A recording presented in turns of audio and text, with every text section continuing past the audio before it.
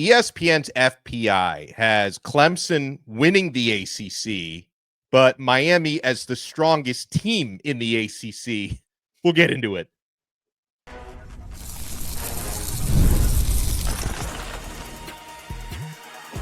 You are Locked On ACC, your daily podcast on the Atlantic Coast Conference. Part of the Locked On Podcast Network, your team every day. We are less than 3 months away from football season, by the way. Prepare accordingly. Thank you so much to the everydayers for making Locked On ACC your first listen and your first watch. We're available free wherever you get your podcasts. We're free on YouTube. We're part of the Locked On Podcast Network, your team every day. He is Kenton Gibbs from Locked On Wolfpack. I am Alex Donno from Locked On Canes, and today's episode is brought to you by Gametime. Download the Gametime app, create an account, and use code LOCKEDONCollege for $20 off your first purchase. On this Locked On ACC, we're going to dive in to the top football rivalries in the ACC, and are any of the inner ACC rivalries better than some of the crossovers we have in football? Let's dive in, though, Kenton, to ESPN has updated their FPI ratings, it's the one for the computer nerds, okay? This is the one that goes by the data. They define the Football Power Index as a measure of team strength that is meant to be the best predictor of a team's performance going forward for the rest of the season. FPI represents how many points above or below average a team is. Projected results are based on 20,000 simulations of the rest of the season using FPI results to date and the remaining schedule. Ratings and projections update daily. So at this moment, Kenton, let's make sense of this. They've got Miami at the top of their FPI with Clemson at number 2, yet they give Clemson a higher chance of winning the ACC with a 34% probability to Miami at just 30.5. Does that check out to you? Not at all, but this is why I say that the computers should be allowed to do this, but let's strip it of all preseason thoughts, analysis, all that type of stuff. Because my question would be, what is this information based off of? And when I say, what is this information based off of? How can you predict a team to win the conference outright, give them the highest win-out percentage in terms of going undefeated? And that is the same team that of all Power 5 or Power 4, rather, teams now, of all Power 4 teams, has the highest amount of returning production. That team, you're going to say, is worse than a team that loses a number 1 overall draft pick? I don't think so. And they also don't think so. So, you end up with a very, very interesting situation or scenario here where, again, the win-out percentage is higher for Clemson, but somehow the Hurricanes have the edge in terms of overall FPI. I'm very confused by this. I'm actually going to say that this does, in a way, make sense to me, because I think last year was the perfect example of how this scenario could play out. Because in the regular season last year, Miami went 10-2, Clemson went 9-3. Yet Clemson got to and won the ACC championship game, and Miami, because they lost an extra game in conference versus Clemson losing an extra game out of conference in that season ender to South Carolina, despite Miami having a better record, Clemson won the conference, got to the college football playoff. Miami didn't. So that, to me, is the illustrator on how they can project Miami to have, and this is a fraction, right? This is a decimal point, on how they can project Miami to have a slightly better, I guess, regular season, but Clemson having a better chance to win the conference, because that exact scenario played out last year.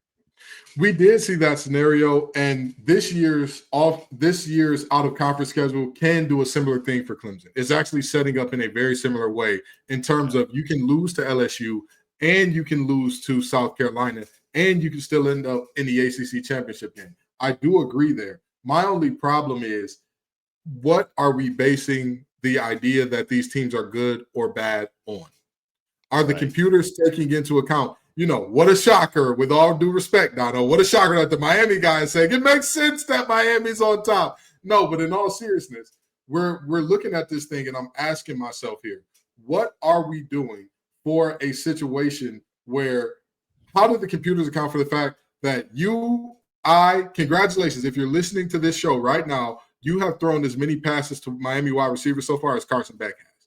How do we properly quantify that, as opposed to K. Klubnik, who's coming back for another year with his guys, as opposed to Brian Wesco Jr., who's going to get exponentially better with another year under his belt. And honestly, even the teams that are slated below them, which we'll talk about a little bit later, but even the teams in terms of your Georgia Techs of the world, how do you put them behind? How do you put them in Louisville behind Virginia Tech? What has Virginia Tech shown to say, hey, we're going to be this team and these other teams are not? If you are a big detractor in Miller Moss, guess what? Miller Moss still has two absolute stallions in that backfield to hand the ball off to. So where are we getting this idea that, hey, we know Kyron Drones, who lost his leading rusher, and Byshaw Tootin, a guy that made that read option with him and those two so deadly because he was an even leaving guy. Byshaw Tootin was a guy, you blink wrong, he's gone out the door. So we're looking at these situations and we're saying to ourselves, the computers have created these rankings based off 20,000 simulations. What are the 20,000 simulations based off of? With all due respect, you're only as funky as your last cut. What have you done for me lately? And as of lately, nobody's played a damn snap. I mean, I think to me, this is just a reminder that no matter how good your data is, there's a reason why you play the games, right? Yeah. I mean, what do you think when Miami was leading 21-0 at Syracuse last year in a game they ended up blowing, which cost them a conference championship appearance? If you went by like the live, because another thing ESPN does is when you're watching their live game trackers, they'll tell you the percentage of victory. At the moment, Miami was up 21-0. Their percentage of victory is probably in the 90s. And so, you know, if you just go by, and I think the ESPN FPI is probably a really good formula, and it's a good way to sort of study up, but it doesn't matter. It doesn't, it can't predict some of the actual wacky circumstances that can happen on a game day. It can't predict who's going to get injured, which is going to be a factor. I mean, there are going to be certain teams, knock on wood, everybody stays healthy, but injuries are, you know this better than anybody. Injuries are reality in football. So certain teams are going to probably lose a game or more than they should based on injuries happening this year. And another thing, I think this is actually part of the formula, but maybe not measured properly enough, is continuity. And to me, continuity, right, as you talked about all the returning players for Clemson, that's the primary reason why I think Clemson are going to repeat as conference champions this year, because they return their star quarterback. They've got at least a trio of receivers who should be really good this year. It's going to be, I think, the third year for Garrett Riley coaching that offense, and Dabo's been there forever now. So continuity to me is a big reason why I think Clemson's going to win the ACC again. Yes, and to go back to some of those teams that are in that kind of next bubble, continuity is why I'm a little bit worried about Duke. Duke's defense, they're going to be fine. They've got talent, they've got depth, they've got it all on the defensive side of the ball. Offensively, I like Mensah. I think that he can grow into one of the best quarterbacks in the conference. He is walking into a situation where you are replacing a lot. You're replacing a lot on the offensive line. You're replacing a lot in terms of your receiver room. And this is not to disrespect Duke. I think that they're going to be good next year. I think that they're going to be much better than Duke's football has historically been.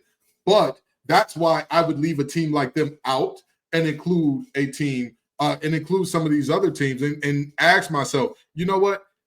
I think that Kevin Jennings can do it. I'm not sure, because he's going to have a new supporting cast around. I love me some Kevin Jennings. I think he is dynamic. I think he's dynamite. I think once he learns to get rid of the ball a little bit quicker, a little bit more rhythm, he'll be fantastic. I'm not sure if he can do it with an entirely new starting supporting cast. And that new supporting cast that he has, he's been able to throw the ball to. Like you said, that continuity and the ability to even play with that new continuity needs to be taken into account, which is what worries me so much about Miami. I know that everybody thinks I'm the world's biggest Carson Beck hater, which I'm not. I think he's good.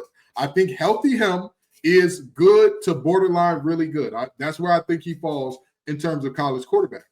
I'm not worried about him as a quarterback in terms of if he's at his best and he's healthy. I'm worried about knowing the passing game is mostly timing and rhythm. And even when you look at a Cam Ward, even when you look at a Cam Newton, even when you look at a Justin Fields, even when you look at guys who transferred one year, succeeded in that year, you still saw those guys, by and large, have entire off seasons with their receiving core. That is the part that worries me more than Carson Beck's health. It really and truly is. So I'm very intrigued to see what these systems come out with, or not what these systems come out with, how the games play out against what the systems have come out with. Because I think that Miami is in that space where they could be a 10-win team. They could also be a 7-win team. I'm just not sure right now.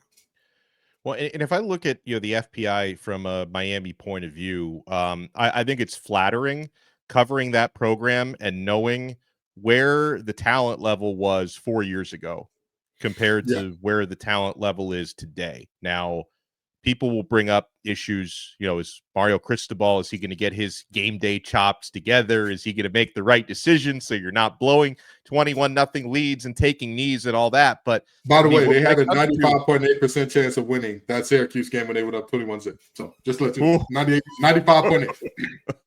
95.8. I'm not even necessarily going to blame that completely on him, although he's the one who hired the defensive coordinator who failed in that spot. But all this to say, the fact that like the analytics say Miami is at worst like the second most talented team or the second best team in the ACC, it's pretty flattering knowing where that roster was, because I've covered that team for a long time. And where that roster was 3-4 years ago compared to where that roster is today, they have come a long way.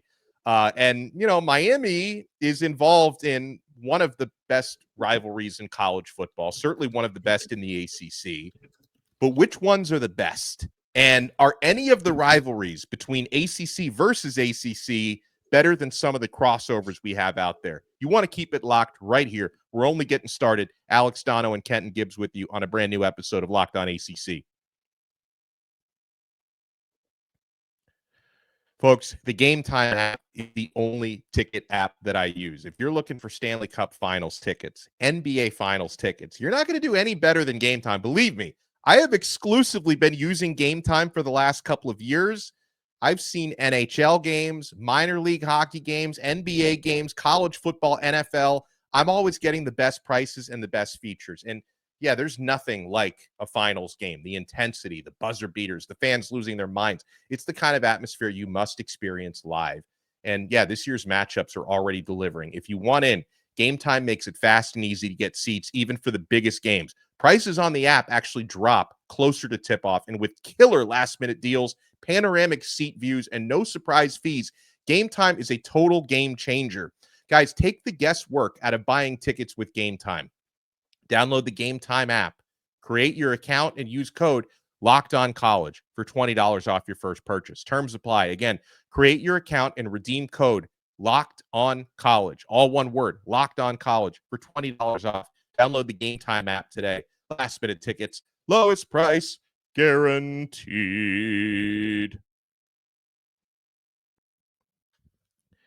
Thank you so much for making Locked On ACC your first listen and your first watch. For your next listen, check out our other shows.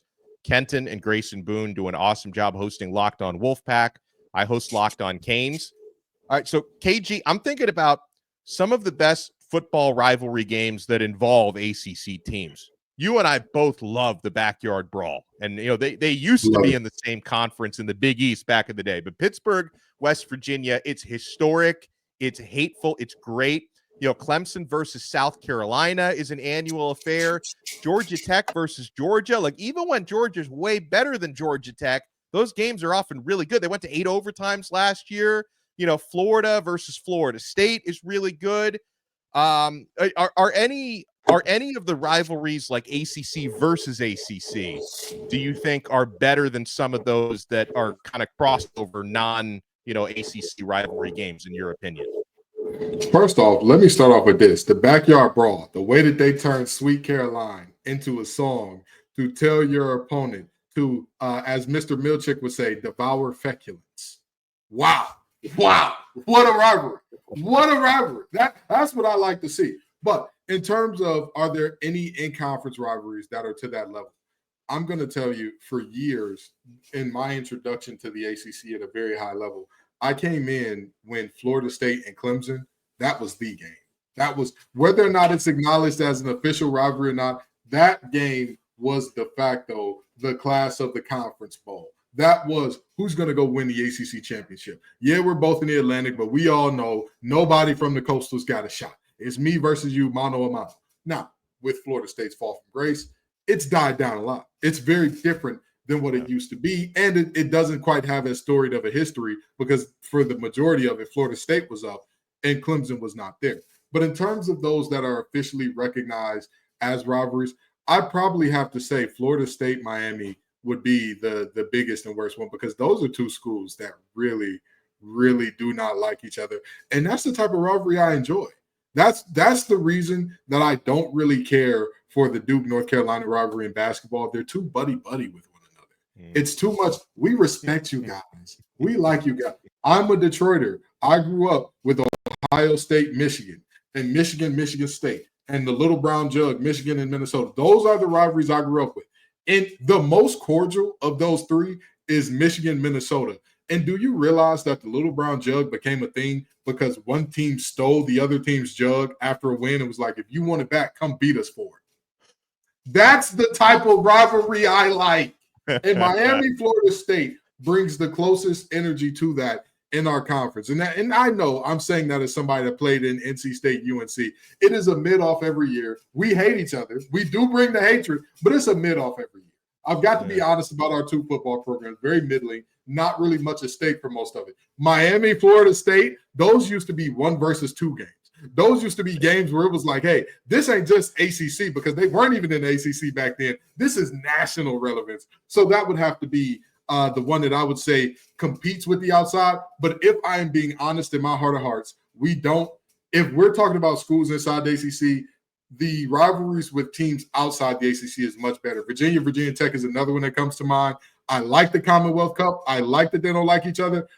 It's still tough because Virginia Tech dominated that for so long. So I'd probably say, the mixture of rivalries where it's a team and the team that's outside the ACC, they have the edge right now.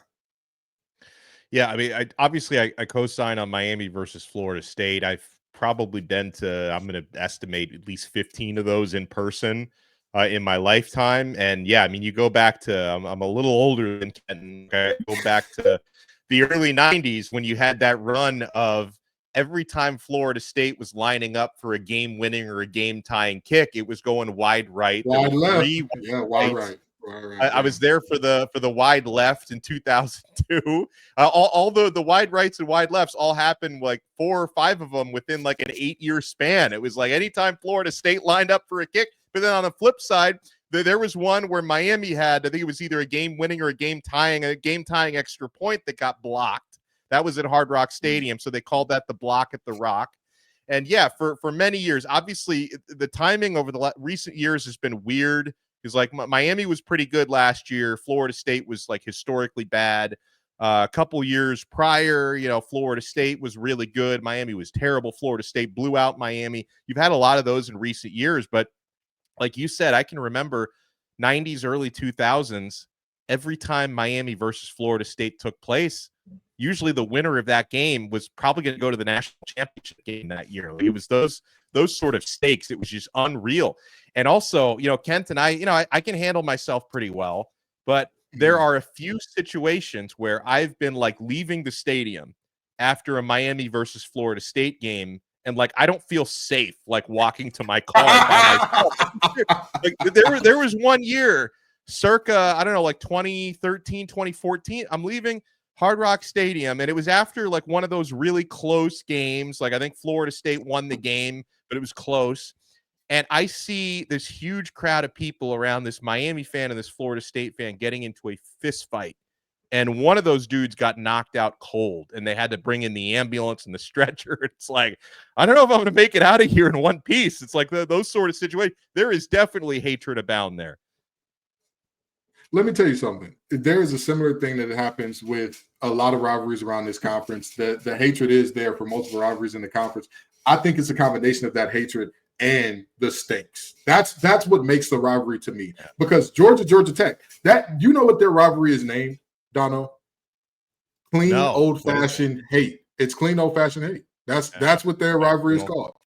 Right. I love that. I love that. That is what gets me excited. That's what gets me geeked up. UNC fans made like a pamphlet that was like a how to survive at Carter Finley thing. And I'm like, yeah, you shouldn't feel safe coming into my house. You shouldn't feel good here. You should feel uncomfortable. Travel in groups. Don't make eye contact. Good. Don't know what's going on here. The hatred is there for multiple rivalries. So I don't want anybody listening to this to say, oh, how do you not include our rivalry? We don't like these guys either. I'm not saying y'all don't. Okay. All I'm saying is there are some teams don't play each other enough. Penn State and Pitt get back in that bag. You know, some teams it just has died down over the years for whatever reason. But when I think about what makes a rivalry great, when I think about what makes the game great, it's not just Woody Hayes getting kicked out for punching a player. It's also that those were multiple national championship teams. That game, the game, decided the national champion or who was going for multiple years. Though there were multiple seasons. I remember when there was Mike Hart, Chad Henne, and all of them, and regaling all of those times when there were top 10, top 5 matchups. That is the type of stuff that makes a rivalry. If you look at 15 to 20 years of infutility from either team, it lessens the rivalry. It cheapens it. It makes it worth much less than it was before.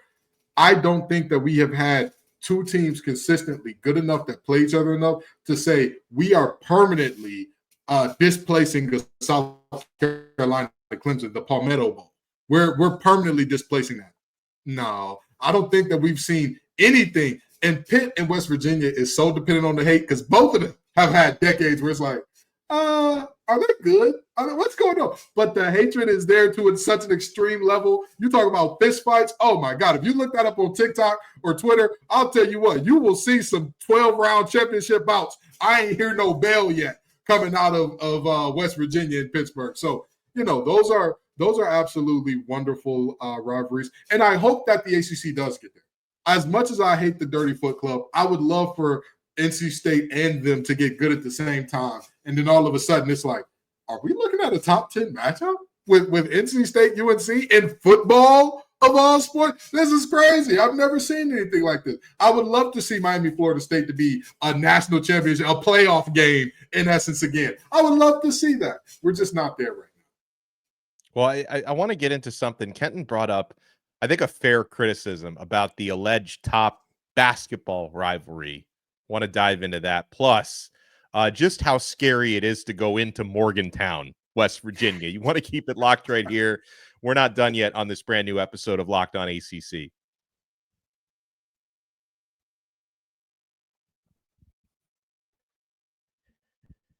Now, I've never had the privilege of catching a WVU West Virginia game on the road, but Miami and Boston College and Virginia Tech, the teams that used to be in the Big East, like obviously used to play them every year. Syracuse, same thing. So every other year you'd go to Morgantown. And even like at the times, Kenton, when like West Virginia had a run like late 90s, early 2000s, where they were always pretty good. Like they weren't, national title level, but they were always like, 8-9 wins. Like you do not want to go in and play at Morgantown. And so, anytime like Miami was on the cusp of making the national championship game, you would always worry. You have to go into Morgantown and win. It's going to be really tough. You're going to have to sweat this out. And then I remember hearing players from like, circa 2001, 2002, Miami players would talk about having to hear those crowds in Morgantown. And also like they were throwing batteries at you somehow. Like they're throwing like double A's at you from the stands. It's like projectiles. Like that is the type of environment you do not want to go. I mean, I don't advocate for throwing stuff at players, but I can certainly give them their props for being a tough place to play. Oh, absolutely. There are multiple places like that. I don't know what it is about the Virginians, but they all have their things. Have you ever been to Lane Stadium, Donno? You ever been there? I have. Lane Stadium I have been to, and it's crazy. The Enter Sandman, oh my God. Even before, do you know how they start working into your psyche? And I don't know if they built it like this on purpose. Their campus isn't like close by in a way that like when you're driving in, you see like civilization and humanity around the stadium. You don't. There's nothing. There is nothing. And then all of a sudden, you see the stadium out of all these woods and all this. And then you see fans after you see the stadium. You're just like, Where are we? What is happening right now? And then when I played them, it was a night game, and it was so like nobody told me, which I didn't like, because we should tell players about this type of stuff. Enter Sandman, they cut off everything. Like there's nothing. It goes from the fans booing you and your team and like, you know, all that good stuff, and you running out of the field, to dead silence and pitch black. And then you start seeing the phones light up. And then you hear no. And you're like, oh, what's going on here? So, you know, those types of things, they definitely help out with rivalry atmospheres. But again, what makes a great rivalry is a lot like what makes the perfect partner. For everybody, it's a little different, but more importantly than those things being a little different, you also have to have a certain je ne sais quoi that you can't really quantify what the it factor is. There just has to be that it factor, that balance of how competitive is it. If one team is winning for 15, 20 years straight, that cheapens the rivalry. If there are never any stakes, it cheapens the rivalry. If you're too buddy-buddy with one another and you're, we like Miami. We like Florida State. They're a great school. You know, I think they'd be a great option if I didn't go to Miami. I would have loved to go to Florida State. You know, that type of stuff, it cheapens a rivalry. I don't care how many great players on the other side. Yeah, the players can respect them and say, oh, yeah, I had tackling Ward done was a time. That was difficult. That was no easy time. Sure, the players can say that. You as the fan, they're bums. They're all bums over there. I've never liked any of them. That Warren Sapp guy is a strange dude. Why isn't he coaching at Miami if he loves it so much? That's what makes a rivalry great to me. And again, I think that there are multiple aspects that go into it. And I think that there are very few rivalries that we have left that captures multiple aspects of that. But like you said, Georgia Tech and Georgia, one of them that's really good, that's kind of sneaky underrated. I just wish we had more that were big time as like a Iron Bowl or as the game. Like I would love to have that in the ACC. We just don't have our version of it. Wait, and let's go back to what you said about the Duke versus UNC basketball rivalry. You feel it's too respectful, and I noticed that. Like I didn't really even start thinking about that until this past season, because when we would come together for the squad, like you were always ragging on JJ Jackson, who is locked on Duke, and Isaac Shade locked on Tar Heels. Like you guys are too darn respectful of one another. I hadn't really thought of it that way. It does take something away, I think. To me, that basketball rivalry has just become so commercialized and like so hyped to the point where I think it gets a little bit overhyped, where somehow the game, Michigan versus Ohio State in college football, even though that gets overhyped by the media, it still lives up to the hype. And I think it's because of the hatred, planting the flag, fights on the field, where you don't get that in Carolina versus Duke. When's the last time a Carolina coach got kicked off or a Duke coach got kicked off the program for fighting a player? And I'm not saying that it should happen. Don't get me wrong. Don't get me wrong and say, Coach K, get out there and start throwing blows. You, Roy Williams, meet the center court and duke it up. I'm not saying that. And I know people are going to clip this and say, oh, there's those classless NC State folks again. I'm fine with that. You know why? Because, again, it adds to the rivalries that NC State is a part of. Saying, oh, Ken's classless, and they go to, move you and all that. But there is a serious aspect of not just physical violence. I know Donno and I have referenced that multiple times. So I want everybody to hear us clearly. We are not advocating for physical violence and saying that's what makes a rivalry good. No, but a disdain for one another, a healthy level of disdain for one another. Absolutely. Absolutely. You need that. And I feel bad for a team like Syracuse that doesn't truly have that with anyone. Syracuse doesn't have that type of thing with anybody. Louisville and Kentucky, they got it. They got it. Let me tell you, one of my young boys from Cass Tech, Deion Walker, I love you, baby boy. I'm proud of you, man. You're doing your thing. He's a Kentucky grad. When I tell you, anytime he talked about Louisville, it was like that. It was like, I don't like those guys. They're soft. They're, not mentally tough. They're not a good school. If they could have went to if they could have came to Kentucky, this is where they would have played. But instead, they had to settle for Louisville. That's it. And Deion didn't put hands on nobody outside of the lines, outside of the field. But he made it clear with his words: we don't like you. You're a little brother. We cannot stand you. You're not you're not us, we're not you. You know, I just think right now we've got too many buddy rivalries going on, and like, oh, you know, it's fine. They're a good school. I hope they finish second in the ACC. No, give me that SMU TCU. Give me that. I don't like you. We share the same space. Give it here now. We got to obviously SMU has their non-conference rival. Like we got to get SMU and Syracuse maybe hating each other. Like we got to manufacture a new rivalry. We got to do something here. You know what's funny? Syracuse or SMU's famous booster who was suspended and banned from the program, Sherwood Blunt, his daughter is a UVA grad. So the Blunt Bowl, you know what I mean? Stop it. I know what y'all are doing. Not like that. It's BLOUNT, okay? So again, we are not advocating for physical violence or hashish on this show. So don't you get to calling David Locke on us. We want the Blunt or Blunt Bowl, depending on how you pronounce it. We want it, and we want it now on Locked On ACC. You heard it here first. A huge shout out to everyone for making Locked On ACC your first listen today. Make sure to smash that like button, subscribe on Apple Podcasts, Spotify, subscribe on YouTube, wherever you get your podcasts. Make sure you check Kenton out on Locked On Wolfpack and at TGIF_Kenton. Check me out on Locked On Canes and at Alex Donno. And we'll talk to everyone again next time on another episode of Locked On ACC. We are part of the awesome Locked On Podcast Network, your team every day.